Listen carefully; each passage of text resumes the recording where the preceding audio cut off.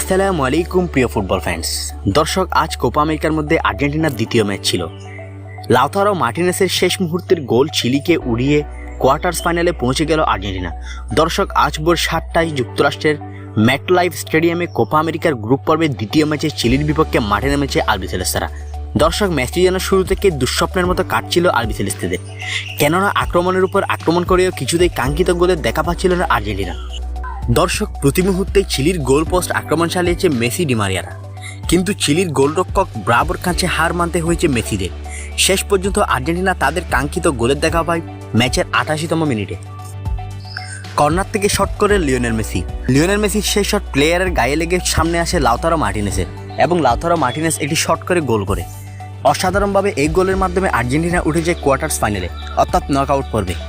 90 মিনিটের এই ম্যাচে 75% বল নিজেদের দখলে রাখে লিওনেল মেসির আর্জেন্টিনা।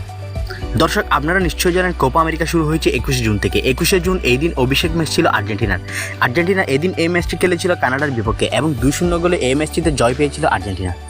আজ চিলির বিপক্ষে এটি ছিল আর্জেন্টিনার কোপা আমেরিকার দ্বিতীয় ম্যাচ।